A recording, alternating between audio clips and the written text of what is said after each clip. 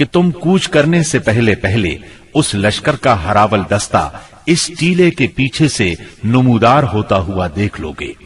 उसकी बातें सुनकर मक्की लश्कर के हौसले पस्त हो गए, अजाइम ढीले पड़ गए। चुनांचे अबू सुफियान ने एक काफिले के जरिए से ये पैगाम भेजा, लोग तुम्हारे खिलाफ हैं, उनसे डरो। ये पैगाम उन्होंने इसलिए भेजा कि मुसलमान उनकी तरफ न आए। जहां तक मुसलमानों का ताल्लुक है, इस धमकी का उन पर कोई असर न हुआ। इस धमकी ने उनके ईमान को और बढ़ा दिया। अल्लाह ताला सूरह आले इमरान की आयत 173 में फरमाते हैं, उसने उनके ईमान को और बढ़ा दिया और उन्होंने कहा, अल्लाह हमारे लिए काफी है और वो बेहतरीन कारसाज है। आगे सूरह आले इमरान आयत 174 में फरमाया, चुनांचे वो अल्लाह की नेमत और फजल के साथ पलटे, उन्हें किसी बुराई ने न छुआ और उन्होंने अल्लाह की रजामंदी की पैरवी की और अल्लाह बड़े फजल वाला है। इस साल यानी 3 हिजरी में सैयदना हसन रजी अल्लाह अन्हो पैदा हुए। नबी करीम सल्लल्लाहु अलैहि वसल्लम ने सैयदना उमर फारूक रजी अल्लाह अन्हो की बेटी सैयदा हफ्सा रजी अल्लाह अन्हा से निकाह किया। सैयदा ज़ैनब बिन्त खुज़ैमा रजी अल्लाह अन्हा से भी निकाह फरमाया, लेकिन ये चंद माह जिंदा रहीं। वरासत का कानून भी इसी साल नाजिल हुआ। मुशरिका से निकाह मुसलमानों के लिए अब तक जायज था, इसी साल हराम करार पाया। ओहद में मुसलमानों को जो वक्ती शिकस्त उठाना पड़ी, उसके असरात अच्छे नहीं निकले। दुश्मन दलेर हो गए और वो खुलकर मद्दे मुकाबिल आ गए और कई वाकयात ऐसे पेश आए जो मुसलमानों के हक में बेहतर नहीं थे। यहां हम उन वाकयात का जिक्र करते हैं। अजल और कारा कबाइल के कुछ लोग रसूलुल्लाह सल्लल्लाहु अलैहि वसल्लम के पास आए और दरखास्त की, ए अल्लाह के रसूल, हमारे यहाँ इस्लाम का चर्चा है लेकिन दीन सिखाने वाला कोई नहीं, लिहाजा आप हमें दीन सिखाने और कुरान पढ़ाने के लिए कुछ लोगों को भेज दें। नबी अकरम सल्लल्लाहु अलैहि वसल्लम ने उनकी दरखास्त सुनकर अपने 10 सहाबा को सैयदना आसिम बिन साबित रजी अल्लाह अन्हु की अमारत में रवाना फरमाया। जब ये लोग रजी के मकाम पर पहुंचे तो उन लोगों ने गद्दारी की और कबीला हुजैल की एक शाख बनु लिहयान को उन पर चढ़ा लाए।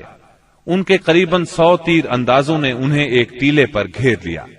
फिर उन्हें ये अहद पैमान दिया कि अगर वो लड़े बगैर नीचे उतर आए तो वो उन्हें कत्ल नहीं करेंगे। उनकी बात सुनकर सैयदना आसिम रजी अल्लाह अन्हु ने उतरने से इनकार कर दिया और अपने साथियों के साथ मिलकर जंग शुरू कर दी। इस तरह इस जंग में 7 सहाबा शहीद हो गए, 3 बाकी रह गए। कुफार ने फिर वही अहद दिया, चुनाचे वो तीनों टीले से उतर आए, मगर कुफार ने बदअहदी की और उन्हें बांध लिया। इस पर उनमें से एक ने कहा, ये तुम्हारी पहली बदअहदी है, मैं तुम लोगों के साथ नहीं जाऊंगा। कुफार ने उन्हें कत्ल कर दिया और बाकी 2 को मक्के ले चले। मक्के ले जाकर उन दोनों को बेच दिया। ये दोनों खुबैब बिन आदी और जैद बिन दसना रजी अल्लाह अन्हुमा थे। सैयदना खुबैब रजी अल्लाह अन्हु ने गज़वा बद्र में हारिस बिन आमिर बिन नौफल को कत्ल किया था, लिहाजा उन्हें कुछ अरसे तक कैद में रखकर तनईम ले जाया गया और कत्ल कर दिया गया। उन्होंने कत्ल से पहले 2 रकत नमाज अदा की और उन पर बद्दुआ की, फिर चंद अशार पढ़े। उनमें से 2 ये हैं, मैं मुसलमान मारा जाऊं तो मुझे कुछ परवाह नहीं कि अल्लाह की राह में किस पहलू पर कत्ल होता हूं, और ये तो अल्लाह की जात के लिए है, और अगर वो चाहे तो बोटी बोटी किए हुए आज़ा के जोड़ जोड़ में बरकत अता कर दे। इसके बाद अबू सुफियान ने खुबैब रजी अल्लाह अन्हु से कहा, क्या तुम्हें ये बात पसंद है कि तुम्हारे बदले मुहम्मद हमारे कब्जे में होते और हम उनकी गर्दन मारते और तुम अपने अहलो इयाल में होते? जवाब में उन्होंने फरमाया, अल्लाह की कसम, मुझे तो ये भी गवारा नहीं कि मैं अपने अहलो इयाल में होता और इसके बदले में मुहम्मद सल्लल्लाहु अलैहि वसल्लम को जहां आप हों वहां कोई कांटा चुभ जाता और वो आपको तकलीफ देता। یعنی میں تو اپنی جان بچانے کے بدلے میں انہیں کانٹا چبھنے کے برابر بھی تکلیف دینا گوارا نہیں کرتا۔ اور پھر اچانک حارث بن عامر کے بیٹے نے انہیں باپ کے بدلے میں قتل کر دیا۔ اب رہ گئے زید بن دسنہ، انہوں نے غزوہ بدر میں امیہ بن محرز کو قتل کیا تھا، چنانچہ انہیں اس کے بیٹے صفوان بن امیہ نے خرید کر قتل کیا۔ بعض کتب میں یوں ہے کہ یہ گفتگو ابو سفیان اور سیدنا خبیب رضی اللہ عنہ کے درمیان نہیں ہوئی تھی، بلکہ زید بن دسنہ سے ہوئی تھی۔ سیدنا عاصم بن ثابت رضی اللہ عنہ کی شہادت کے بعد قریش نے ان کا سر کاٹ لانے کے لیے اپنے کچھ لوگوں کو بھیجا۔ جب یہ لوگ لاش کے پاس پہنچے تو اللہ نے ان کی حفاظت کے لیے بھیڑوں کا جھنڈ بھیج دیا۔ ان بھیڑوں نے کفار کو ان کے نزدیک نہیں پھٹکنے دیا۔ دراصل سیدنا عاصم رضی اللہ عنہ نے شہادت سے پہلے یہ دعا کی تھی، اے اللہ یہ کفار میری لاش کو نہ چھونے پائیں۔ سو اللہ نے ان کی دعا قبول فرمائی اور لاش کی حفاظت کے لیے بھیڑوں کو بھیج دیا۔ سیدنا عمر رضی اللہ عنہ کو اس واقعے کی خبر ہوئی تو فرمایا کرتے تھے کہ اللہ مومن بندے کی حفاظت اس کی وفات کے بعد بھی کرتا ہے جیسے اس کی زندگی میں کرتا ہے۔ انہی دنوں اس قسم کا سانحہ بئر معونہ پر پیش آیا۔ یہ واقعہ رجی والے واقعے سے کہیں زیادہ المناک تھا۔ اس کا خلاصہ یہ ہے کہ ابو برا عامر بن مالک مدینہ طیبہ میں آیا اور خدمت نبوی میں حاضر ہوا۔ یہ ملائب الاسنہ کے لقب سے مشہور تھا۔ اس کا مطلب ہے نیزوں سے کھیلنے والا۔ آپ نے اسے اسلام کی دعوت دی۔ اس نے اسلام قبول نہ کیا، لیکن دوری بھی اختیار نہ کی، اور یہ امید ظاہر کی کہ اگر اہل نجد کے پاس تبلیغ کے لیے آدمی بھیج دیے جائیں تو وہ اسلام قبول کر لیں گے۔ اس نے یہ بھی کہا کہ آپ جن لوگوں کو بھیجیں گے وہ میری پناہ میں ہوں گے۔ چنانچہ رسول اللہ صلی اللہ علیہ وسلم نے 70 صحابہ کی جماعت اس کے ساتھ کر دی۔ یہ 70 کے 70 قرآن کے حافظ اور قاری تھے۔ انہوں نے بئر معونہ پر پڑاؤ ڈالا۔ سیدنا حرام بن ملحان رضی اللہ عنہ رسول اللہ صلی اللہ علیہ وسلم کا خط لے کر قبیلے کے سردار اللہ کے دشمن عامر بن طفیل کے پاس گئے۔ اس نے خط پڑھنے کی بجائے اپنے ایک آدمی کو اشارہ کیا کہ انہیں قتل کر دے۔ اس نے کمر کی طرف سے نیزے کا وار کیا، نیزہ آر پار ہو گیا۔ وہ یہ کہتے ہوئے گرے، رب کعبہ کی قسم میں کامیاب ہو گیا۔ پھر اس بدطینت نے فوراً ہی باقی صحابہ پر حملہ کرنے کے لیے بنو عامر کو آواز دی۔ وہ لوگ اس لیے نہ آئے کہ ابو برا عامر بن مالک نے مسلمانوں کو پناہ دی تھی۔ انہوں نے اس کی آواز پر کان نہ دھرے، چنانچہ اس نے بنو سلیم کو آواز دی۔ بنو سلیم اور اس کی چند شاخوں ریل، زکوان اور اسیہ نے آ کر صحابہ کرام رضی اللہ عنہم کا محاصرہ کر لیا اور سب کو شہید کر ڈالا۔ صرف کعب بن زید اور عمر بن امیہ زمری رضی اللہ عنہما بچ رہے۔ کعب بن زید تو زخمی تھے، ان لوگوں نے انہیں مردہ خیال کیا، چنانچہ انہیں بعد میں شہداء کے درمیان سے اٹھا لیا گیا۔ وہ زندہ رہے اور غزوہ خندق میں شہید ہوئے۔ عمر بن امیہ زمری منذر بن عقبہ کے ساتھ اونٹ چرانے کے لیے گئے ہوئے تھے۔ انہوں نے پڑاؤ کی جگہ پر پرندوں کو منڈلاتے دیکھا تو بھانپ گئے کہ کوئی سانحہ ہو گیا ہے۔ فوراً وہاں پہنچے۔ حالات دیکھ کر منذر بن عقبہ نے ان دشمنوں سے لڑ کر شہید ہونے کا فیصلہ کیا۔ چنانچہ وہ ان سے لڑے اور لڑتے لڑتے شہید ہو گئے۔ عمر بن امیہ کو قید کر لیا گیا۔ جب عامر بن طفیل کو بتایا کہ ان کا تعلق قبیلہ مزر سے ہے تو عامر نے ان کی پیشانی کے بال کٹوا کر اپنی ماں کی طرف سے انہیں آزاد کر دیا۔ اس کی ماں نے ایک گردن آزاد کرنے کی منت مانی تھی۔ عمر بن امیہ رضی اللہ عنہ مدینہ منورہ کی طرف روانہ ہوئے۔ راستے میں قرقرہ نامی ایک مقام پر پہنچے تو بنو کلاب کے 2 آدمی ملے۔ عمر بن امیہ رضی اللہ عنہ نے انہیں دشمن کے آدمی خیال کیا اور قتل کر دیا، حالانکہ ان کے پاس رسول اللہ صلی اللہ علیہ وسلم کی طرف سے عہد موجود تھا۔ چنانچہ جب یہ مدینہ منورہ پہنچے اور اس واقعے کی اطلاع دی تو رسول اللہ صلی اللہ علیہ وسلم نے فرمایا، تم نے 2 ایسے آدمیوں کو قتل کیا ہے جن کی دیت مجھے دینا ہوگی۔ اللہ کے رسول صلی اللہ علیہ وسلم کو واقعہ رجی اور بئر معونہ سے بہت رنج پہنچا۔ یہ دونوں حادثے ایک ہی مہینے یعنی صفر 4 ہجری میں پیش آئے تھے، اور کہا جاتا ہے کہ دونوں حادثات کی خبر آپ کو ایک ہی رات میں پہنچی تھی۔ آپ نے ان قاتلوں پر 30 دن تک نماز فجر میں بد دعا فرمائی، یہاں تک کہ اللہ نے ان شہداء کی طرف سے یہ پیغام نازل کیا، ہماری قوم کو ہماری طرف سے یہ بات پہنچا دیں کہ ہم اپنے رب سے ملے تو وہ ہم سے راضی ہے اور ہم اس سے راضی ہیں۔ اس کے بعد آپ نے قنوت ترک کر دی۔ عمرو بن امیہ زمری رضی اللہ عنہ نے جب واپس آ کر بنو کلاب کے 2 آدمیوں کے قتل کی اطلاع دی تو رسول اللہ صلی اللہ علیہ وسلم چند صحابہ کے ساتھ بنو نذیر کے پاس تشریف لے گئے تاکہ معاہدے کے مطابق دونوں مقتولین کی دیت میں مدد کریں۔ انہوں نے آپ سے کہا، ابو القاسم، ہم ایسا ہی کریں گے، آپ تشریف رکھیے، ہم آپ کی ضرورت پوری کیے دیتے ہیں۔ ان لوگوں نے آپ کو ایک دیوار کے نیچے بٹھایا، آپ دیوار سے ٹیک لگا کر بیٹھ گئے۔ ادھر یہود جمع ہوئے، ان پر شیطان سوار تھا۔ انہوں نے باہم مشورہ کیا اور کہا، ہم میں سے کون ہے جو اس بھاری پتھر کو اوپر لے جا کر آپ کے سر پر گرا دے؟ اس پر ایک بدبخت ترین یہودی عمرو بن جہاش اٹھا، اس نے کہا، یہ کام میں کروں گا۔ پھر اس نے پتھر اٹھایا اور اس کو اوپر کی طرف لے چلا۔ ادھر سیدنا جبرائیل علیہ السلام نے آ کر نبی صلی اللہ علیہ وسلم کو ان کے ارادے کی خبر کر دی۔ چنانچہ آپ تیزی سے اٹھے اور مدینہ منورہ چلے آئے۔ بعد میں صحابہ رضی اللہ عنہم بھی آپ سے آ ملے، آپ نے انہیں سازش سے آگاہ فرمایا۔ اس واقعے پر نبی کریم صلی اللہ علیہ وسلم نے محمد بن مسلمہ رضی اللہ عنہ کو بنو نذیر کے پاس بھیجا۔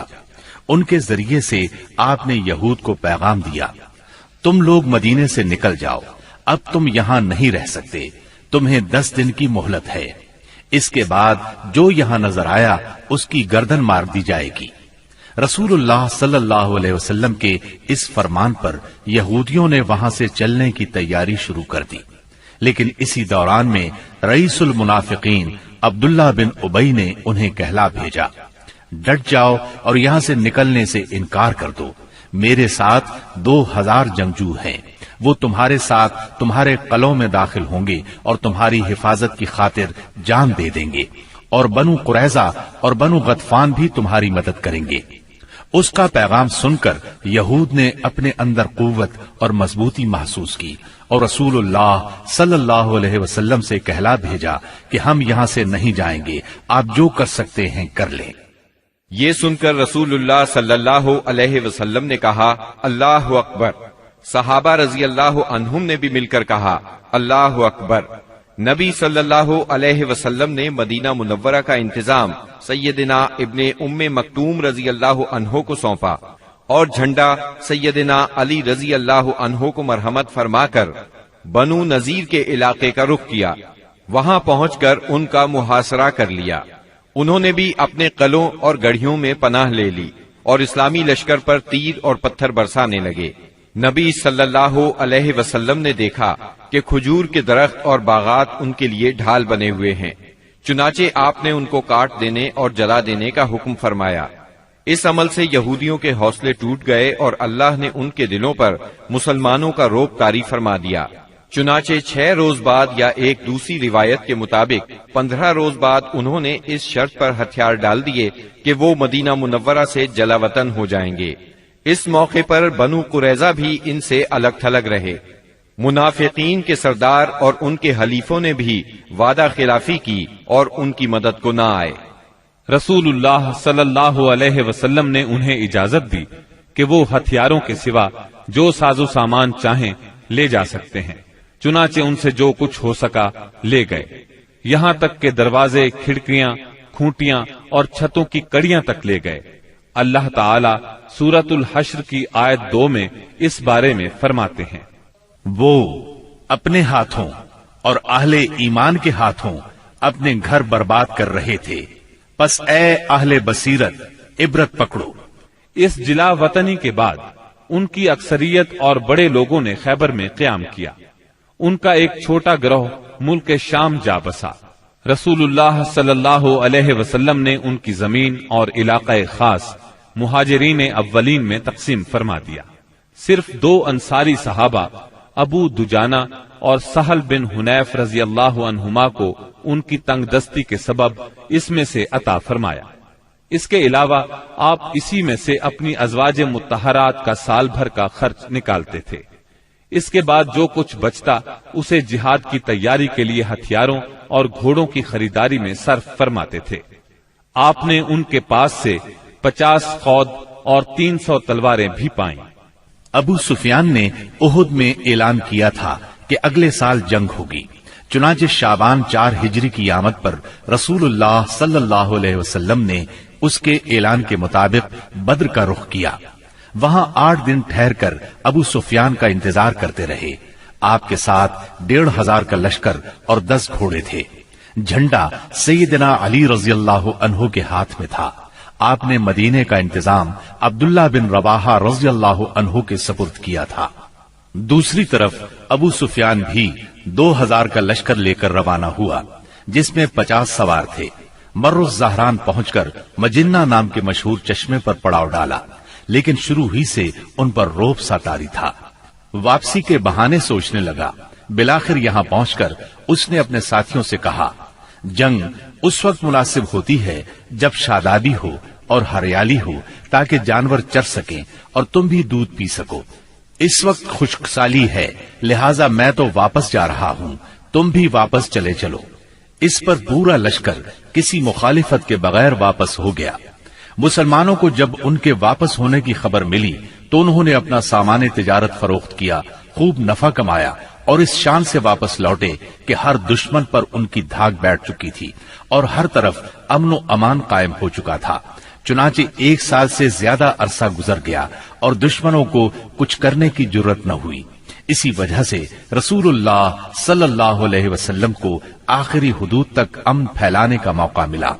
چنانچہ ربیع الاول 5 ہجری میں ڈاکوؤں کی سرکوبی کے لیے دومت الجندل تشریف لے گئے اور یوں ہر طرف امن و امان ہو گیا۔ بنو نذیر مدینہ منورہ سے نکلنے کو تو نکل گئے، مگر خیبر پہنچ کر انہوں نے اپنی سازشوں کا جال سارے ملک عرب میں پھیلا دیا۔ ان کے رئیسوں نے مکے جا کر قریش کو آمادہ کیا۔ قبیلہ غطفان کو خیبر کی آدھی پیداوار کا لالچ دے کر اپنے ساتھ ملا لیا۔ بنی اسد ان کے حلیف تھے، وہ بھی اٹھ کھڑے ہوئے۔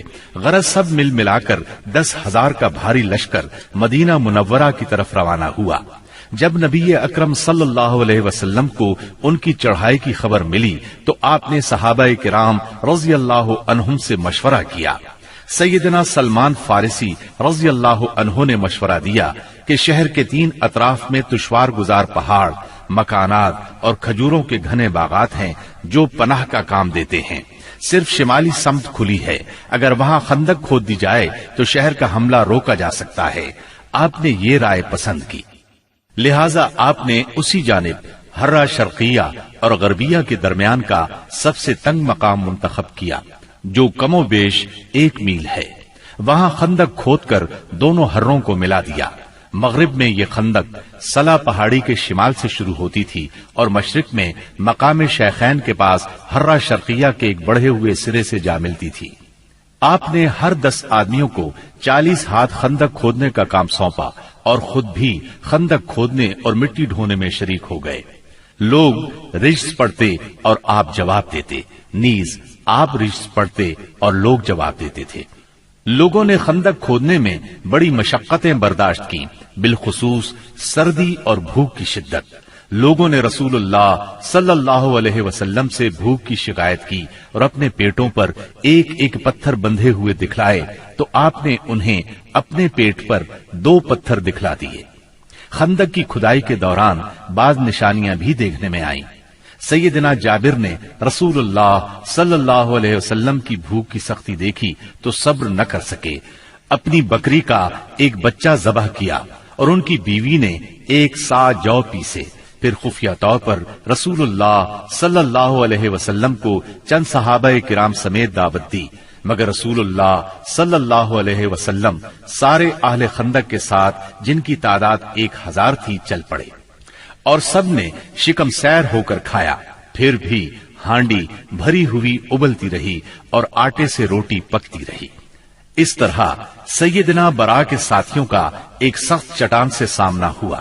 نبی صلی اللہ علیہ وسلم نے اتر کر بسم اللہ کہا اور کدال سے ایک ضرب لگائی تو ایک ٹکڑا کٹ گیا اور اس سے ایک روشنی نکلی. آپ نے فرمایا اللہ اکبر.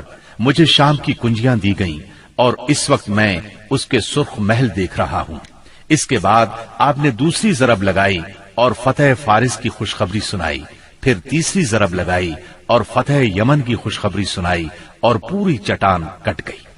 ادھر قریش اور ان کے پیروکار 4000 کا لشکر لے کر آئے. ان کے ساتھ 300 گھوڑے اور 1000 اونٹ تھے. ان کا سالار ابو سفیان تھا اور جھنڈا عثمان بن طلحہ نے اٹھا رکھا تھا. جب یہ لشکر مدینہ کے قریب پہنچا تو خندق دیکھ کر دنگ رہ گیا. چنانچہ انہیں مدینہ منورہ کے باہر پڑاؤ کرنا پڑا. ادھر 3000 مسلمان پوری طرح ہوشیار تھے اور خندق کی نگرانی کر رہے تھے. دونوں اطراف سے تیر اندازی شروع ہوئی جو کئی دن تک جاری رہی. ایک روز مشرکین کے شاہ سواروں کی ایک جماعت نے ایک تنگ مقام سے خندق عبور کر لی. ان لوگوں میں عمرو بن عبد ود، اکرمہ بن ابی جہل اور زرار بن خطاب وغیرہ شامل تھے. ان کے گھوڑے اندر داخل ہو کر چکر کاٹنے لگے. ایسے میں سیدنا علی رضی اللہ عنہ چند مسلمانوں کے ساتھ نکلے اور جس مقام سے انہوں نے خندق عبور کی تھی اس پر قبضہ کر لیا. اس طرح انہوں نے ان لوگوں کا واپسی کا راستہ بند کر دیا. اس پر عمرو بن عبد ود نے انہیں مقابلے کے لیے للکارا. وہ بہت بہادر اور ظالم تھا. سیدنا علی رضی اللہ عنہ نے کوئی بات کہہ کر اسے بھڑکا دیا. وہ گھوڑے سے اتر آیا. اب دونوں نے ایک دوسرے پر بڑھ چڑھ کر وار کیے. آخر سیدنا علی نے اسے ایک کاری ضرب لگائی. وہ وہیں ڈھیر ہو گیا. باقی مشرک بھاگ نکلنے میں کامیاب ہو گئے. بھاگتے وقت ان کی بدحواسی کا عالم یہ تھا کہ اکرمہ اپنا نیزہ چھوڑ گیا. نوفل بن عبداللہ خندق میں جا گرا جسے مسلمانوں نے قتل کر دیا. اب مشرکین نے تیر اندازی شروع کر دی. تیروں کے ساتھ وہ پتھر بھی برسا رہے تھے. مسلمان عورتیں ایک قلعے میں محفوظ تھیں. وہ قلعہ بنو قریظہ کے پاس تھا. بنو قریظہ نے جب یہ دیکھا کہ مسلمان حملے کی زد میں ہیں، ادھر میدان خالی ہے، تو قلعے پر قبضے کے برے ارادے سے قلعے کی طرف بڑھے. ایک یہودی تو پھاٹک کے پاس پہنچ گیا. عورتوں نے بھی انہیں دیکھ لیا اور ان کے ارادے کو بھانپ لیا. سیدنا زبیر رضی اللہ عنہ کی والدہ اور نبی کریم صلی اللہ علیہ وسلم کی پھوپھی سیدہ صفیہ رضی اللہ عنہا آگے بڑھی اور اس پر حملہ کر دیا. آن کی آن میں وہ ڈھیر ہو گیا. انہوں نے اس کا سر کاٹ کر میدان میں پھینک دیا. اپنے ساتھی کا سر دیکھ کر بنو قریظہ کے لوگ یہ سمجھے کہ قلعے میں مسلمانوں کی فوج موجود ہے، لہذا آگے بڑھنے سے رک گئے اور واپس لوٹ گئے. غزوہ خندق شوال 5 ہجری میں پیش آیا تھا. مشرکین نے قریباً 1 ماہ تک مسلمانوں کا محاصرہ جاری رکھا. اس کا مطلب ہے محاصرہ شوال میں شروع ہوا اور ذیقعد میں ختم ہوا. ابن سعد کا بیان ہے کہ جس روز رسول اللہ صلی اللہ علیہ وسلم واپس ہوئے وہ بدھ کا روز تھا اور ذیقعد کے ختم ہونے میں صرف 7 دن باقی تھے. اس جنگ میں دونوں طرف کے صرف چند افراد مارے گئے، یعنی 10 مشرک اور 6 مسلمان. ایک تیر سعد بن معاذ رضی اللہ عنہ کو لگا جس سے ان کے بازو کی بڑی رگ کٹ گئی. انہوں نے اللہ سے دعا کی کہ اگر قریش کی جنگ ابھی کچھ باقی ہے تو اس کے لیے انہیں زندہ رکھے، ورنہ اسی زخم کو ان کی موت کا سبب بنا دے. البتہ انہوں نے اپنی دعا میں یہ بھی کہا، یا اللہ مجھے موت نہ دے یہاں تک کہ بنو قریظہ سے میری آنکھیں ٹھنڈی ہو جائیں. خندق کی لڑائی دراصل جان اور مال کے نقصان کی جنگ نہیں تھی، بلکہ یہ جنگ اعصاب کی جنگ تھی. اس میں کوئی خون ریز معرکہ پیش نہیں آیا، لیکن پھر بھی یہ اسلامی تاریخ کی ایک فیصلہ کن جنگ تھی. اس جنگ کے نتیجے میں مشرکین کے حوصلے پست ہو گئے اور ان پر یہ بات واضح ہو گئی کہ وہ مسلمانوں کی اس چھوٹی سی جماعت کو جو مدینہ منورہ میں نشو نما پا رہی تھی ختم نہیں کر سکتے. وہ کیا عرب کی کوئی طاقت بھی انہیں ختم نہیں کر سکتی۔ اس خیال کی وجہ یہ تھی کہ غزوہ خندق میں مشرکین بڑی طاقت، ساز و سامان اور بھاری تعداد کے ساتھ آئے تھے۔ اس وقت اس سے بڑی طاقت فراہم کرنا عربوں کے بس کی بات نہیں تھی۔ اس لیے رسول اللہ صلی اللہ علیہ وسلم نے احزاب سے واپسی کے بعد فرمایا، الآن نغزوهم ولا يغزونا نحن نسير إليهم۔ اب ہم ان پر چڑھائی کریں گے، وہ ہم پر چڑھائی نہیں کریں گے۔ اب ہمارا لشکر ان کی طرف جائے گا۔ نبی اکرم صلی اللہ علیہ وسلم غزوہ خندق سے واپس آنے کے بعد ابھی ہتھیار اور کپڑے اتار کر ام سلمہ رضی اللہ عنہا کے گھر میں غسل کر کے فارغ ہی ہوئے تھے کہ جبرائیل علیہ السلام تشریف لے آئے اور بنو قریظہ کی طرف نکلنے کا حکم دیتے ہوئے فرمایا، میں آگے آگے جا رہا ہوں، ان قلعوں میں زلزلہ برپا کروں گا اور ان کے دلوں میں روب ڈالوں گا۔ یہ کہہ کر وہ فرشتوں کے ساتھ روانہ ہو گئے۔ ادھر رسول اللہ صلی اللہ علیہ وسلم نے لوگوں میں منادی کرائی کہ جو شخص سن رہا ہے اور اطاعت پر قائم ہے وہ عصر کی نماز بنو قریظہ میں پڑھے۔ اس کے بعد آپ نے مدینہ منورہ کا انتظام ابن ام مکتوم رضی اللہ عنہ کو سونپا اور سیدنا علی رضی اللہ عنہ کو جنگ کا علم دے کر ہراول دستے کے طور پر ایک جماعت کے ساتھ آگے روانہ فرمایا۔ بنو قریظہ نے انہیں دیکھا تو نبی کریم صلی اللہ علیہ وسلم کو برا بھلا کہنے لگے، مذاق اڑانے لگے۔ ادھر اعلان سن کر مسلمان بھی جھٹ پٹ تیار ہوئے اور نکل پڑے۔ بعض لوگ ابھی راستے میں تھے کہ عصر کا وقت ہو گیا، چنانچہ کچھ لوگوں نے وہیں نماز پڑھ لی اور کچھ نے بنو قریظہ پہنچ کر نماز پڑھی۔ رسول اللہ صلی اللہ علیہ وسلم بھی مہاجرین اور انصار کے ساتھ نکلے۔ آپ نے بنو قریظہ کے دیار میں پہنچ کر انا نامی کنویں پر پڑاؤ ڈالا۔ اللہ تعالیٰ نے بنو قریظہ کے دلوں پر ایسا روب طاری کیا کہ وہ اپنے قلعوں اور گڑھیوں سے نکل ہی نہ سکے۔ انہیں لڑائی کی جرت نہ ہوئی۔ مسلمانوں نے بھی سختی سے محاصرہ جاری رکھا۔ جب یہود نے دیکھا کہ محاصرہ طول پکڑتا جا رہا ہے تو چاہا کہ اپنے بعض مسلمان حلیفوں سے مشورہ کریں۔ چنانچہ انہوں نے رسول اللہ صلی اللہ علیہ وسلم سے درخواست کی کہ وہ ابو لبابہ کو بھیج دیں تاکہ ان سے مشورہ کر لیا جائے۔ آپ نے ابو لبابہ کو بھیج دیا۔ انہیں دیکھ کر مرد حضرات ان کی طرف دوڑ پڑے، عورتیں اور بچے ان کے سامنے دھاڑے مار کر رونے لگے۔ اس کیفیت کو دیکھ کر ابو لبابہ رضی اللہ عنہ پر رقت طاری ہو گئی۔ اس پر یہود نے کہا، کیا آپ مناسب سمجھتے ہیں کہ ہم محمد صلی اللہ علیہ وسلم کے فیصلے پر ہتھیار ڈال دیں؟ انہوں نے کہا، ہاں یہی کرنا چاہیے۔ ساتھ ہی انہوں نے ہاتھ سے اپنے حلق کی طرف اشارہ کیا۔ اس کا مطلب یہ تھا کہ ذبح کر دیے جاؤ گے۔ تاہم انہیں فوراً ہی احساس ہوا کہ یہ اشارہ کر کے انہوں نے اللہ اور اس کے رسول صلی اللہ علیہ وسلم سے خیانت کی ہے۔ چنانچہ وہاں سے واپس لوٹے تو سیدھے مسجد نبوی میں پہنچے، خود کو ایک ستون سے باندھ لیا اور قسم کھائی، اب مجھے اللہ کے رسول صلی اللہ علیہ وسلم ہی اپنے ہاتھ مبارک سے کھولیں گے۔ رسول اللہ صلی اللہ علیہ وسلم کو اس کی اطلاع ہوئی تو آپ نے فرمایا، اگر وہ میرے پاس آ گئے ہوتے تو میں ان کے لیے مغفرت کی دعا کر دیتا، لیکن جب وہ یہ کام کر بیٹھے ہیں تو ہم بھی انہیں چھوڑے رکھیں گے یہاں تک کہ اللہ ہی ان کے بارے میں فیصلہ فرما دے۔ ادھر محاصرے نے مزید طول پکڑا تو بنو قریظہ کے حوصلے بالکل پست ہو گئے۔ چنانچہ 25 روز کے بعد انہوں نے اپنے آپ کو رسول اللہ صلی اللہ علیہ وسلم کے حوالے کر دیا اور کہا، آپ ہمارے بارے میں جو فیصلہ مناسب سمجھیں وہ کریں۔ آپ نے مردوں کو باندھ لیا، عورتوں اور بچوں کو علیحدہ کر لیا۔ اس پر قبیلہ اوس کے لوگوں نے عرض کیا، یہ ہمارے حلیف ہیں، ان پر رحم فرمائیں، جس طرح خزرج کے حلیفوں بنو قینقاع پر احسان فرمایا تھا۔ آپ نے فرمایا، کیا آپ لوگ اس بات پر راضی ہیں کہ آپ کے بارے میں آپ ہی کا ایک آدمی فیصلہ کر دے؟ انہوں نے کہا، کیوں نہیں، ہمیں یہ بات منظور ہے۔ آپ نے سیدنا سعد بن معاذ رضی اللہ عنہ کو بلوا بھیجا۔ انہیں غزوہ خندق میں زخم لگا تھا، اس کی وجہ سے وہ مدینہ منورہ میں تھے۔ انہیں گدھے پر سوار کر کے لایا گیا۔ جب یہ رسول اللہ صلی اللہ علیہ وسلم کے قریب پہنچے تو آپ نے فرمایا، اپنے سردار کی طرف اٹھو۔ چنانچہ یہ لوگ اٹھ کر ان کے استقبال کے لیے گئے۔ انہیں دونوں طرف سے گھیر لیا اور کہنے لگے، سعد اپنے حلیفوں کے بارے میں حسن سلوک کیجیے گا۔ سیدنا سعد رضی اللہ عنہ خاموش تھے، انہوں نے ان کی بات کا کوئی جواب نہ دیا۔ جب لوگوں نے بہت زور دیا تو بولے، اب وقت آ گیا ہے، سعد کو اللہ تعالی کے بارے میں کسی ملامت کرنے والے کی ملامت کی پرواہ نہیں۔ یہ سن کر بعض لوگ وہیں سے مدینہ منورہ کی طرف پلٹ آئے اور قیدیوں کی موت کا اعلان کر دیا۔ جب سیدنا سعد رضی اللہ عنہ اترے اور انہیں بتایا گیا کہ بنو قریظہ ان کی ثالثی پر رضامند ہیں تو انہوں نے فیصلہ سنایا، مردوں کو قتل کر دیا جائے، عورتوں اور بچوں کو قیدی بنا لیا جائے اور اموال تقسیم کر دیے جائیں۔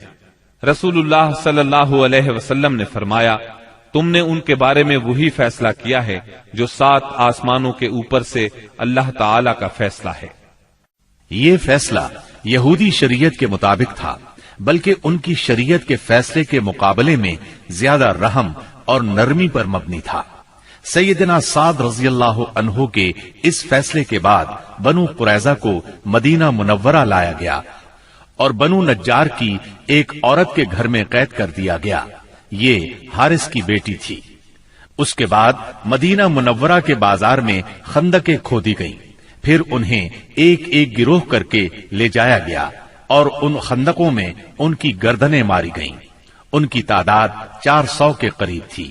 یہ بھی کہا جاتا ہے کہ 6 اور 700 کے درمیان تھی۔ انہی کے ساتھ بنو نذیر کا سردار حیی بن اخطب بھی مارا گیا۔ یہ یہود کے ان 20 سرداروں میں سے تھا جنہوں نے قریش اور غطفان کو غزوہ احزاب کے لیے تیار کیا تھا۔ پھر بنو قریظہ کے پاس آ کر انہیں عہد شکنی پر اکسایا تھا، یہاں تک کہ انہوں نے مسلمانوں کی زندگی کے مشکل ترین اوقات میں ان کے ساتھ غداری کی تھی، اور غداری کرتے وقت حیی بن اخطب سے یہ شرط لگائی تھی کہ یہ بھی ان کے ساتھ رہے گا اور جو حشر ان کا ہوگا وہی اس کا بھی ہوگا۔ چنانچہ محاصرہ ختم ہونے اور ہتھیار ڈال دینے کے بعد یہ بھی ان کے ساتھ قتل کر دیا گیا۔ جب بنو قریظہ کا کام تمام ہو گیا تو بندہ صالح سیدنا سعد بن معاذ رضی اللہ عنہ کی دعا قبول ہو گئی۔ وہ مسجد نبوی کے ایک خیمے میں تھے تاکہ نبی صلی اللہ علیہ وسلم قریب ہی سے ان کی عیادت کر لیا کریں۔ ایک دن ان کے اوپر سے ایک بکری گزر گئی، اس سے ان کا زخم تازہ ہو گیا اور ہنسلی کی ہڈی کے پاس سے خون بہ نکلا۔ اس قدر خون جاری ہوا کہ ان کی موت واقع ہو گئی۔ ان کا جنازہ مسلمانوں کے ساتھ ساتھ فرشتوں نے بھی اٹھایا اور ان کی موت پر رحمان کا عرش لرز اٹھا۔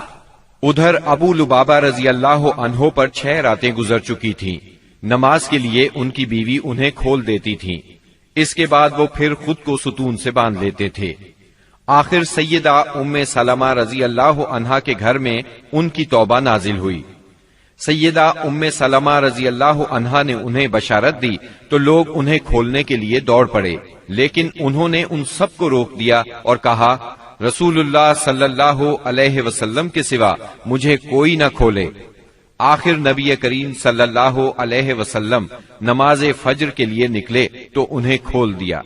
غزوہ بنو قریظہ کے بعد مسلمانوں نے اور کئی فوجی کاروائیاں انجام دی۔ ان میں اہم کاروائیاں یہ ہیں: سمامہ بن اسال نبی صلی اللہ علیہ وسلم کو اور آپ کے لائے ہوئے دین کو سخت ناپسند کرتے تھے، چنانچہ محرم 6 ہجری میں مسلمہ کذاب کے حکم سے بھیس بدل کر نبی صلی اللہ علیہ وسلم کو قتل کرنے نکلے۔ ادھر نبی صلی اللہ علیہ وسلم نے محمد بن مسلمہ رضی اللہ عنہ کو 30 سواروں کے ساتھ زریہ کے اطراف میں بھیجا تھا تاکہ بنی بکر بن کلاب کو تنبیہ کریں۔ زریہ بصرہ کے راستے میں مدینہ منورہ سے 7 رات کے فاصلے پر واقع ہے۔ ان سواروں نے واپس آتے ہوئے سمامہ بن اسال کو دیکھ لیا، انہیں ان پر شک گزرا، چنانچہ گرفتار کر کے مدینہ منورہ لے آئے اور مسجد کے ایک ستون سے باندھ دیا۔ نبی کریم صلی اللہ علیہ وسلم وہاں سے گزرے تو فرمایا، سمامہ تمہارے نزدیک کیا ہے؟ انہوں نے کہا، اے محمد، میرے نزدیک خیر ہے، اگر قتل کرو گے تو ایک خون والے کو قتل کرو گے، اگر احسان کرو گے تو ایک قدردان پر احسان کرو گے، مال چاہتے ہو تو مانگو، جو چاہو گے دیا جائے گا۔ نبی صلی اللہ علیہ وسلم ان کی بات سن کر مسکرا دیے اور انہیں ان کے حال پر چھوڑ کر آگے بڑھ گئے۔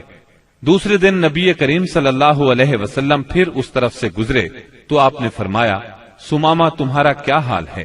وہ بولے، میں ٹھیک ہوں۔ اگر قتل کرو گے تو ایک قصاص والے کو قتل کرو گے، اگر احسان کرو گے تو ایک قدردان پر احسان کرو گے، اگر مال چاہتے ہو تو مانگو، جو چاہو گے دیا جائے گا۔ آپ ان کی بات سن کر مسکرائے اور آگے بڑھ گئے۔ تیسرے دن پھر یہی گفتگو ہوئی۔ اس روز آپ نے فرمایا، سمامہ کو چھوڑ دو۔ صحابہ کرام رضی اللہ عنہم نے انہیں چھوڑ دیا۔ اس کے بعد انہوں نے غسل کیا اور مسلمان ہو گئے۔ اسلام لانے کے بعد وہ بولے، اللہ کی قسم، اسلام لانے سے پہلے روئے زمین پر کوئی چہرہ میرے نزدیک آپ کے چہرے سے زیادہ قابل نفرت نہیں تھا، لیکن اب آپ کا چہرہ میرے نزدیک روئے زمین پر سب سے زیادہ محبوب ہو گیا ہے، اور اللہ کی قسم، روئے زمین پر کوئی دین میرے نزدیک آپ کے دین سے زیادہ ناپسندیدہ نہیں تھا، مگر اب آپ کا دین میرے نزدیک تمام ادیان سے زیادہ پسندیدہ ہو گیا ہے۔ واپسی پر سیدنا سمامہ رضی اللہ عنہ عمرے کے لیے مکہ گئے تو قریش نے انہیں اسلام لانے پر ملامت کی۔ اس پر وہ بولے، اللہ کی قسم، تمہارے پاس یمامہ سے گندم کا ایک دانہ بھی نہیں آئے گا جب تک رسول اللہ صلی اللہ علیہ وسلم اس کی اجازت نہ دے دیں۔ چنانچہ واپسی پر انہوں نے اہل مکہ کے لیے گندم فروخت کرنے کی ممانعت کر دی، جس سے وہ مشکل میں پڑ گئے، یہاں تک کہ انہوں نے نبی صلی اللہ علیہ وسلم کو خط لکھا، اس میں اپنی قرابت کا واسطہ دیا اور درخواست کی کہ آپ سمامہ کو لکھ دیں، وہ گندم فروخت کرنے کی اجازت دے دیں۔ آپ نے سمامہ رضی اللہ عنہ کو لکھ دیا۔ بنو لہیان وہی ہیں جنہوں نے رجی کے مقام پر دھوکے سے 8 صحابہ کرام رضی اللہ عنہم کو شہید کیا تھا اور 2 کو اہل مکہ کے ہاتھوں فروخت کر دیا تھا، جہاں وہ بے دردی سے شہید کر دیے گئے تھے۔ یہ لوگ حجاز کے بہت اندر عصفان کی حدود میں آباد تھے، اسی لیے نبی صلی اللہ علیہ وسلم نے ان سے انتقام لینے میں قدر تاخیر سے کام لیا۔ جب کفار کے مختلف گروہوں میں پھوٹ پڑ گئی اور آپ دشمنوں سے کسی قدر مطمئن ہو گئے تو آپ نے مدینہ منورہ کا انتظام ابن ام مکتوم رضی اللہ عنہ کو سونپ کر 200 صحابہ اور 20 گھوڑوں کے ساتھ ربیع الاول 6 ہجری میں بنو لہیان کا رخ کیا اور یلغار کرتے ہوئے بطن غران تک پہنچ گئے۔ یہ امج اور عصفان کے درمیان بطن غران نامی ایک وادی ہے اور اسی جگہ آپ کے صحابہ کرام رضی اللہ عنہم کو شہید کیا گیا تھا۔ آپ نے ان کے لیے دعائے رحمت کی، 2 روز تک یہیں قیام فرمایا۔ ادھر بنو لہیان کو آپ کی آمد کی خبر مل گئی، وہ پہاڑوں کی طرف بھاگ گئے، ان کا کوئی آدمی ہاتھ نہ آ سکا۔ پھر آپ نے عصفان کا قصد کیا اور وہاں سے 10 سواروں کا دستہ آگے بھیجا تاکہ قریش ان کی آمد کا حال سن کر مرعوب ہو جائے۔ اس دستے نے قراء الغمیم تک کا چکر لگایا۔ اس کے بعد آپ کل 14 دن مدینہ منورہ سے باہر گزار کر واپس مدینے لوٹ آئے۔ جمادی الاولیٰ 6 ہجری میں رسول اللہ صلی اللہ علیہ وسلم نے سیدنا زید بن حارثہ رضی اللہ عنہ کو 170 سواروں کے ساتھ عیس کی جانب روانہ فرمایا۔ انہیں روانہ کرنے کا مقصد یہ تھا کہ وہ شام سے آنے والے ایک قریشی قافلے کو پکڑیں۔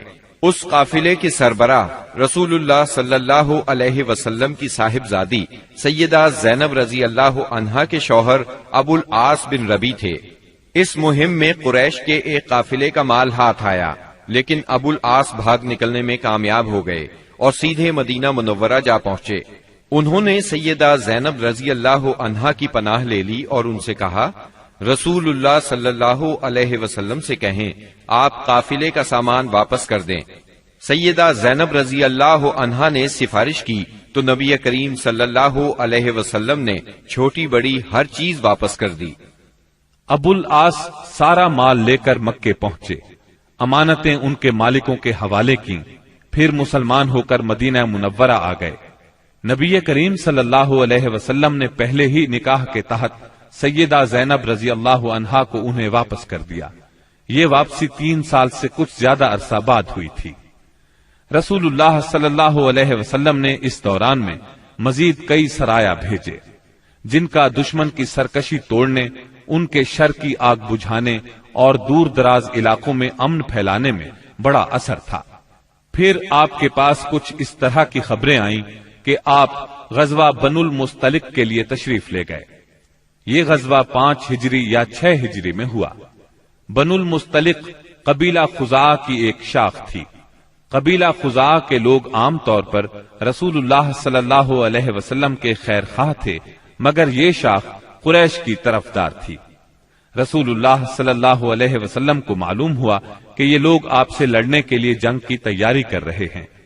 آپ نے اس خبر کی تحقیق کے لیے بریدہ بن حسیب رضی اللہ عنہ کو بھیجا۔ ان سے معلوم ہوا کہ خبر درست ہے، لہذا آپ نے مدینہ منورہ کا انتظام سیدنا زید بن حارثہ رضی اللہ عنہ کو سونپا، اور یہ بھی کہا جاتا ہے کسی اور کو سونپا، اور بنو المستلق کی طرف یلغار کرتے ہوئے نکلے تاکہ بالکل اچانک ان پر ٹوٹ پڑے۔ آپ کے ساتھ 700 صحابہ کرام تھے، اور بنو المستلق اس وقت قدید کے اطراف میں ساحل کے قریب مریسی نامی ایک چشمے پر پڑاؤ ڈالے ہوئے تھے۔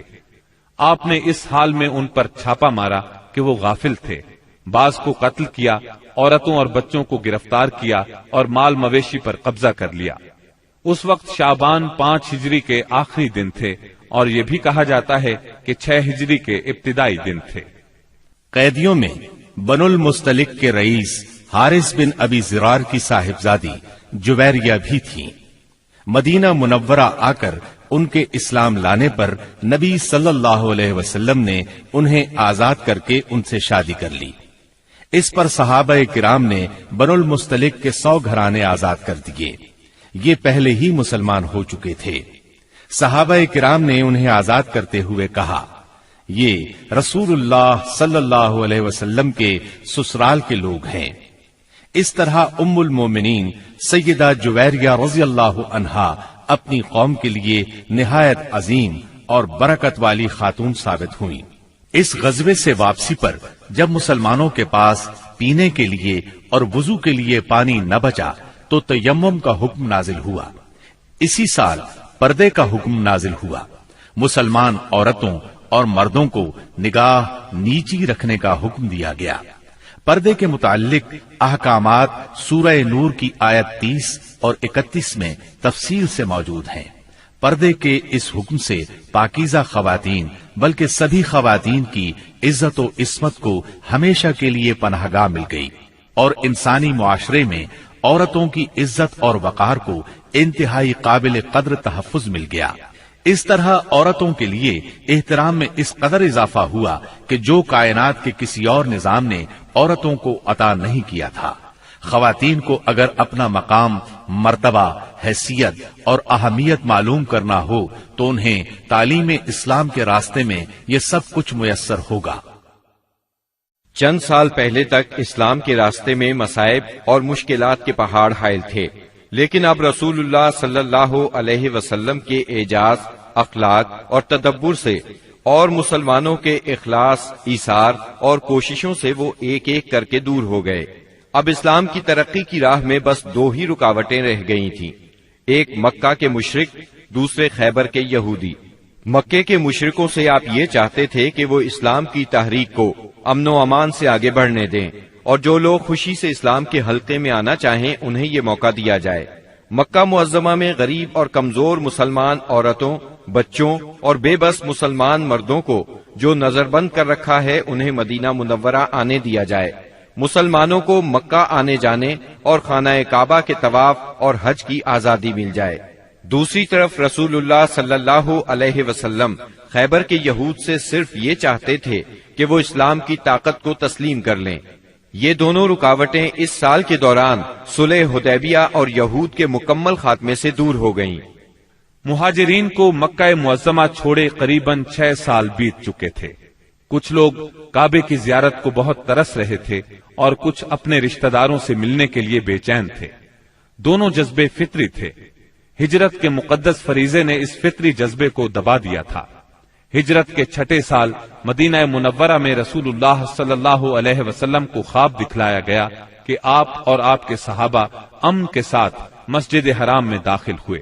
آپ نے خانہ کعبہ کی کنجی لی اور صحابہ کرام سمیت بیت اللہ کا طواف اور عمرہ کیا۔ پھر کچھ لوگوں نے سروں کو منڈوایا اور کچھ نے قصر کروایا۔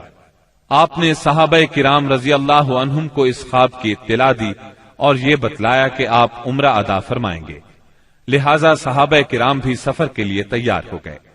آپ نے مدینہ کے گرد و پیش کی آبادیوں میں بھی روانگی کا اعلان فرما دیا، لیکن انہوں نے چلنے میں دیر کر دی۔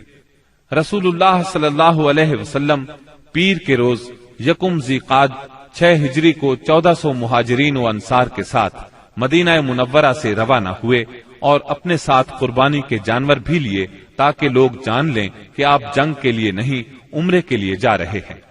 ذوالحلیفہ پہنچ کر جانوروں کو قلادے پہنائے گئے، ان کی کوہانے چیر کر نشان بنایا اور عمرے کا احرام باندھا۔ نبی صلی اللہ علیہ وسلم نے سفر جاری رکھا۔ عسفان پہنچے تو آپ کو اطلاع دی گئی کہ قریش مسلمانوں کو بیت اللہ سے روکنے اور جنگ کرنے کا تہیہ کیے بیٹھے ہیں۔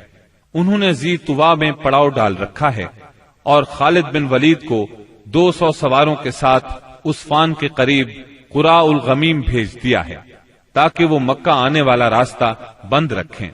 نیز اپنی مدد کے لیے حلیف قبائل کو بھی جمع کر لیا ہے۔ اس پر رسول اللہ صلی اللہ علیہ وسلم نے صحابہ کرام سے مشورہ کیا کہ کیا کریں۔ یہ حلیف قبائل جو جمع ہوئے ہیں ان کے گھروں پر ہلہ بول دیں یا سیدھے بیت اللہ کا قصد کریں اور جو روکے اس سے لڑے۔ سیدنا ابو بکر صدیق رضی اللہ عنہ نے کہا، ہم عمرہ کرنے آئے ہیں، لڑنے نہیں، لہذا جو ہمارے اور بیت اللہ کے درمیان رکاوٹ بنے گا ہم اس سے لڑیں گے۔ رسول اللہ صلی اللہ علیہ وسلم نے اس رائے کو پسند فرمایا۔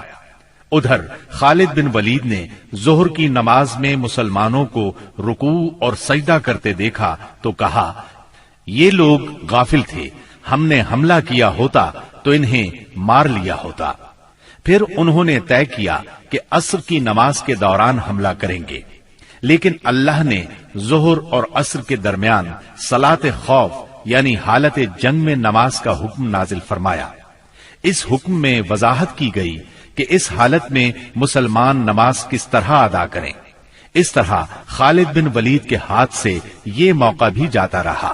پھر رسول اللہ صلی اللہ علیہ وسلم نے اس راستے کو چھوڑ کر ایک دوسرا راستہ اختیار کیا اور مکے سے نیچے داہنے ہاتھ چل کر سنیت المرار پہنچ گئے، جہاں سے حدیبیہ میں اترتے ہیں۔ وہاں پہنچے تو آپ کی اونٹنی بیٹھ گئی، لوگوں نے اسے اٹھانے کی کوشش کی تو بھی نہ اٹھی۔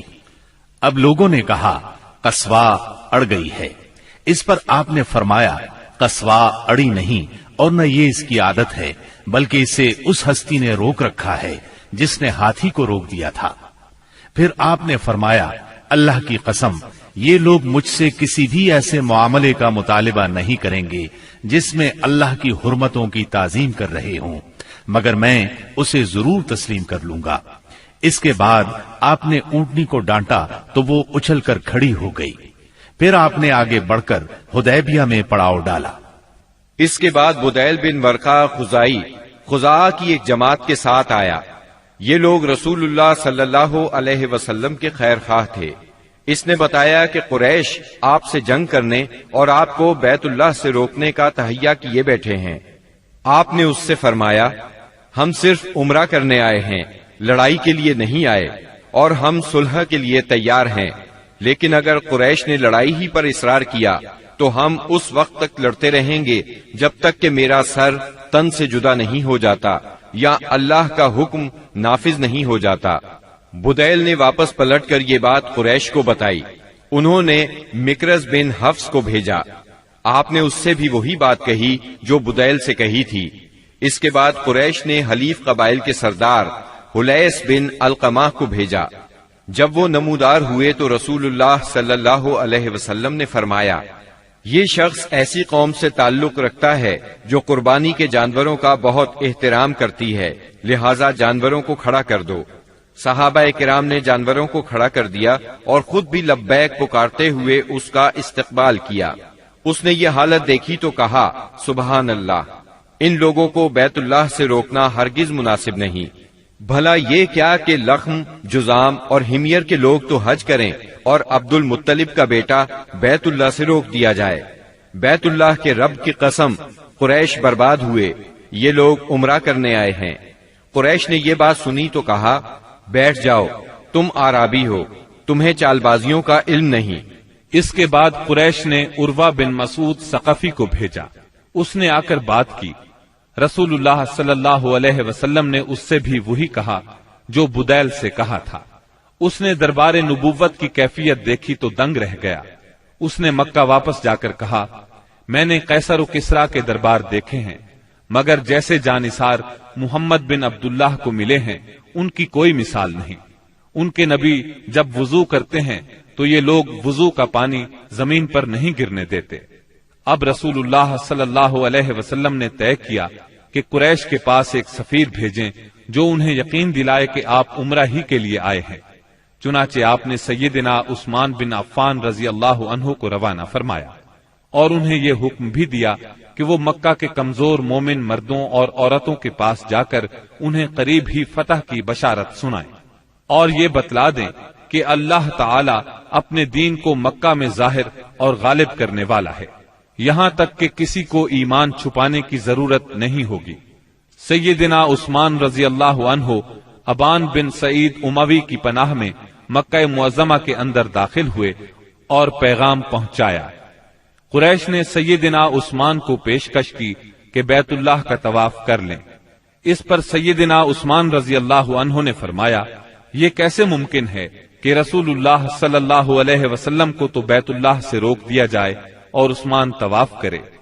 پھر انہوں نے سیدنا عثمان رضی اللہ عنہ کو روک لیا۔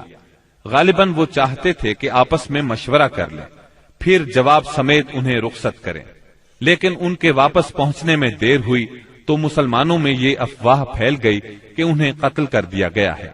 چونکہ قاصد کے قتل کا مطلب اعلان جنگ ہے، اس لیے رسول اللہ صلی اللہ علیہ وسلم نے فرمایا، ہم اس جگہ سے ٹل نہیں سکتے یہاں تک کہ ان لوگوں سے مارکہ آرائی نہ کر لیں۔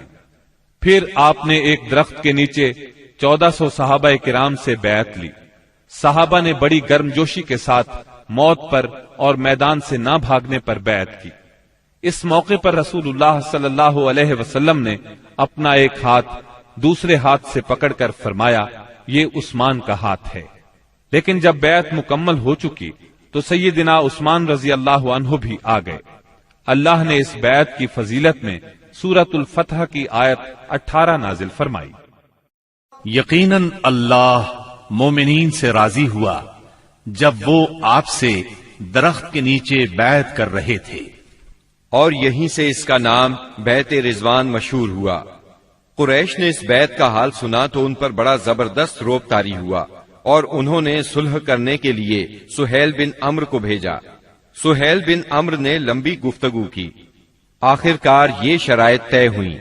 نمبر 1، رسول اللہ صلی اللہ علیہ وسلم اس سال مکے میں داخل ہوئے بغیر لوٹ جائیں گے، اگلے سال مکے آئیں گے اور 3 روز قیام کریں گے۔ ان کے ساتھ کوئی ہتھیار نہیں ہوگا، صرف تلواریں ہوں گی، وہ بھی میان کے اندر۔ نمبر 2، فریقین میں 10 سال کے لیے جنگ بند رہے گی۔ نمبر 3، جو شخص محمد صلی اللہ علیہ وسلم کے عہد میں داخل ہونا چاہے داخل ہو سکتا ہے، اور جو قریش کے عہد میں داخل ہونا چاہے داخل ہو سکتا ہے۔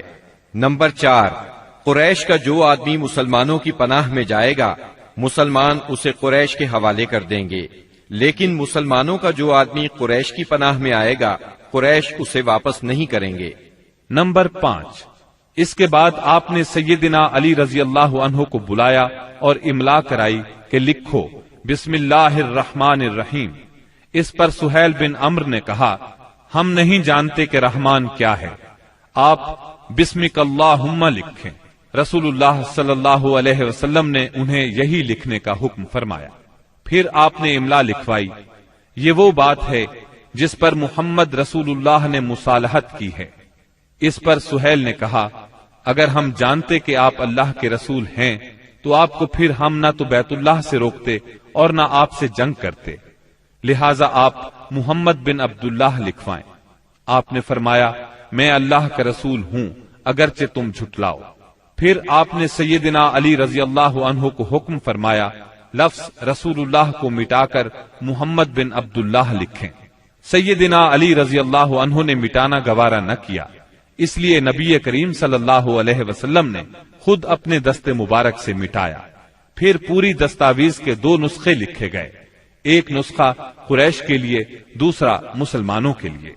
صلح نامہ حدیبیہ کی شرائط ظاہر میں بہت سخت تھیں، اسی لیے بعض پرجوش مسلمانوں کو ان کے ماننے میں تأمل ہو رہا تھا، لیکن جب خود رسول اللہ صلی اللہ علیہ وسلم ان کو مان چکے تو پھر انکار کی جرت کون کرتا؟ اور پھر چند ہی دنوں بعد معلوم ہو گیا کہ یہ شرائط اسلام کے حق میں بے حد فائدہ مند تھی۔ ابھی صلح نامہ لکھا جا رہا تھا کہ قریش کے نمائندے سہیل بن عمرو کے صاحبزادے ابو جندل بیڑیاں گھسیٹتے آ پہنچے۔ سہیل نے ان کی واپسی کا مطالبہ کر دیا۔ نبی کریم صلی اللہ علیہ وسلم نے فرمایا ابھی تو تحریر مکمل بھی نہیں ہوئی۔ اس پر سہیل نے کہا تب میں آپ سے صلح ہی نہیں کرتا۔ آپ نے فرمایا اچھا تم اسے میری خاطر چھوڑ دو۔ اس نے کہا یہ بھی نہیں ہو سکتا۔ پھر سہیل نے ابو جندل کو مارا۔ ابو جندل نے چیخ کر کہا مسلمانوں، کیا میں مشرکین کی طرف واپس کیا جاؤں گا کہ وہ مجھے میرے دین سے فتنے میں ڈالیں؟ اس پر اللہ کے رسول صلی اللہ علیہ وسلم نے فرمایا صبر کرو اور ثواب کا باعث سمجھو، اللہ تمہارے لیے اور تمہارے علاوہ جو دوسرے کمزور مسلمان ہیں ان سب کے لیے کشادگی اور پناہ کی جگہ بنائے گا۔ ہم نے مشرکین سے صلح کر لی ہے اور ہم نے ان کو اور انہوں نے ہم کو اس پر اللہ کا عہد دے رکھا ہے، اس لیے ہم بدعہدی نہیں کر سکتے۔ اس صلح کا اثر اسلامی دعوت کی رفتار پر بہت اچھا ہوا۔ عام عرب سے ملنے اور انہیں اللہ کی دعوت دینے کا موقع مسلمانوں کے ہاتھ لگا، چنانچہ لوگ بکثرت اسلام میں داخل ہوئے اور صرف 2 سال میں مسلمانوں کی تعداد اتنی ہو گئی کہ 19 برسوں میں نہیں ہوئی تھی۔ اکابرین قریش جو کہ قریش کا نچوڑ تھے، یعنی عمرو بن عاص، خالد بن ولید اور عثمان بن طلحہ جیسے حضرات اپنی رغبت اور مرضی سے مسلمان ہونے کے لیے خدمت نبوی میں حاضر ہوئے، اسلام پر بیعت کی اور اس کے راستے میں جان، مال، صلاحیت، طاقت اور اپنا سب کچھ قربان کرنے کا معاہدہ کیا۔ تب آپ نے فرمایا مکہ نے اپنے جگر گوشوں کو ہمارے حوالے کر دیا۔ محرم 7 ہجری میں رسول اللہ صلی اللہ علیہ وسلم نے خیبر کا قصد فرمایا۔ اس موقع پر ان لوگوں نے بھی اجازت مانگی جو حدیبیہ کے موقع پر پیچھے رہ گئے تھے۔ آپ نے اعلان فرمایا میرے ساتھ وہی روانہ ہو جسے جہاد کی خواہش ہو، رہا مال غنیمت تو اس میں سے کچھ نہیں ملے گا۔ اس کے نتیجے میں آپ کے ساتھ بیت رضوان والے 1400 اصحاب ہی روانہ ہوئے۔ آپ نے مدینے کا انتظام سبا عرفتہ بن غفاری رضی اللہ عنہ کو سونپا، پھر خیبر جانے والے جانے پہچانے راستے پر چل پڑے۔ قریباً نصف راستہ طے کرنے کے بعد آپ نے ایک دوسرا راستہ اختیار فرمایا جو ملک شام کی جانب سے خیبر پہنچاتا تھا۔ اس سے آپ کا مقصد یہ تھا کہ یہودیوں کے لیے ملک شام کی طرف بھاگنے کا راستہ بند کر دیں۔ آپ نے سفر کی آخری رات خیبر کے پاس گزاری، مگر یہودی بے خبر رہے۔ پھر فجر کی نماز اندھیرے میں پڑھی اور سوار ہو کر خیبر کا رخ کیا۔ ادھر یہود بے خبری میں اپنے پھاوڑے اور ٹوکریاں وغیرہ لے کر اپنی زمینوں کی طرف نکلے۔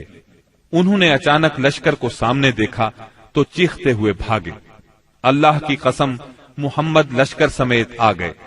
نبی صلی اللہ علیہ وسلم نے فرمایا اللہ اکبر، خیبر تباہ ہوا۔ جب ہم کسی قوم کے میدان میں اتر پڑتے ہیں تو ڈرائے ہوئے لوگوں کی صبح بری ہو جاتی ہے۔ خیبر مدینہ منورہ سے 171 کلومیٹر شمال میں واقع ہے۔ اس وقت اس کی آبادی 3 حصوں میں بٹی ہوئی تھی، ایک نطات، دوسرے قتیبہ اور تیسرے شق۔ نطات میں 3 قلعے تھے، حصن نائم، حصن صعب بن معاذ اور حصن قلعہ زبیر۔ شق میں 2 قلعے تھے، حصن ابی اور حصن نزار۔ اور قتیبہ میں 3 قلعے تھے، حصن قموس، حصن وتیح، حصن سلالم۔ ان کے علاوہ خیبر میں مزید قلعے اور گڑھیاں بھی تھیں، مگر وہ چھوٹی تھیں اور طاقت اور حفاظت میں ان کے ہم پلہ نہیں تھی۔ رسول اللہ صلی اللہ علیہ وسلم نے نطاط کے قلعوں کے مشرق میں تیروں کی پہنچ سے دور پڑاؤ ڈالا اور حصن نائم کے محاصرے سے جنگ کا آغاز کیا۔ یہ بہت بلند، محفوظ اور مشکل چڑھائی والا قلعہ تھا اور یہود کی پہلی دفاعی لائن کی حیثیت رکھتا تھا۔ اسی میں ان کا شاہزور بہادر مرحب بھی تھا۔ یہ 1000 مردوں کے برابر مانا جاتا تھا۔ چند روز تک فریقین میں تیر اندازی ہوئی، پھر رسول اللہ صلی اللہ علیہ وسلم نے فتح کی بشارت دیتے ہوئے فرمایا، کل میں جھنڈا ایسے شخص کو دوں گا جو اللہ اور اس کے رسول صلی اللہ علیہ وسلم سے محبت رکھتا ہے اور جس سے اللہ اور اس کے رسول محبت کرتے ہیں۔ آپ کا یہ فرمان سن کر سب انصار اور مہاجرین نے اس آرزو میں رات گزاری کہ جھنڈا اسے دیا جائے۔ صبح ہوئی تو آپ نے فرمایا، علی کہاں ہیں؟ صحابہ کرام نے بتایا، ان کی آنکھ آئی ہوئی ہے۔ آپ نے انہیں بلا بھیجا، وہ لائے گئے۔ آپ نے ان کی آنکھوں میں لعاب دہن لگایا اور دعا فرمائی۔ وہ اسی وقت شفا یاب ہو گئے، گویا انہیں کوئی تکلیف تھی ہی نہیں۔ پھر انہیں جھنڈا دیا اور فرمایا، جنگ سے پہلے انہیں اسلام کی دعوت دو۔ ادھر یہود نے اپنی عورتیں اور بچے شق کے قلعے میں بھیج دیے تھے اور اس صبح طے کیا تھا کہ کھلے میدان میں جنگ کریں گے۔ چنانچہ جب سیدنا علی رضی اللہ عنہ ان کے پاس پہنچے تو انہیں جنگ کے لیے تیار پایا۔ آپ نے انہیں اسلام کی دعوت دی، انہوں نے صاف انکار کر دیا۔ مرحب نے فخر اور غرور سے تلوار لہرائی اور دعوت مبارزت دی، یعنی اپنے مقابلے میں کسی کو بھی آنے کے لیے للکارا۔ اس نے یہ شعر پڑھا، خیبر جانتا ہے کہ میں مرحب ہوں، ہتھیار پوش، بہادر اور تجربہ کار، جب جنگ و پیکار شعلہ زن ہو۔ اس کے مقابلے میں سیدنا عامر بن اقوا رضی اللہ عنہ نمودار ہوئے۔ وہ کہہ رہے تھے، خیبر جانتا ہے میں عامر ہوں، ہتھیار پوش، شہزور اور جنگجو۔ پھر دونوں نے ایک دوسرے پر وار کیا۔ مرحب کی تلوار سیدنا عامر کی ڈھال میں پھنس گئی۔ انہوں نے چاہا کہ اپنی تلوار اس کی پنڈلی پر ماریں، لیکن ان کی تلوار چھوٹی تھی، اس کی پنڈلی تک پہنچنے کی بجائے پلٹ کر خود ان کے گھٹنے میں آ لگی۔ بعد میں انہوں نے اسی چوٹ سے انتقال کیا۔ نبی صلی اللہ علیہ وسلم نے سیدنا عامر کے بارے میں فرمایا، ان کے لیے دگنا اجر ہے، وہ بڑے جانباز مجاہد تھے، کم ہی ان جیسا کوئی عرب روئے زمین پر چلا ہوگا۔ سیدنا عامر رضی اللہ عنہ کے زخمی ہو جانے پر سیدنا علی رضی اللہ عنہ مرحب کے مقابلے پر آئے۔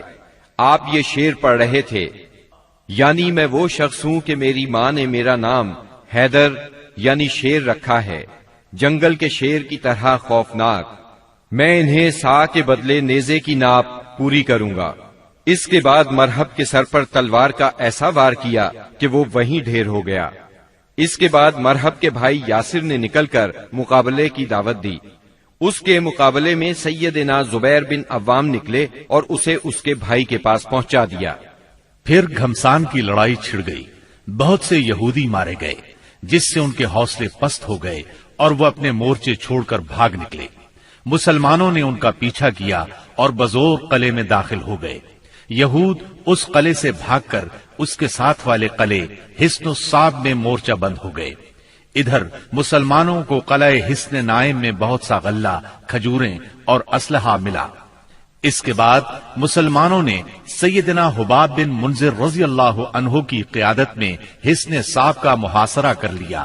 یہ محاصرہ 3 دن جاری رہا۔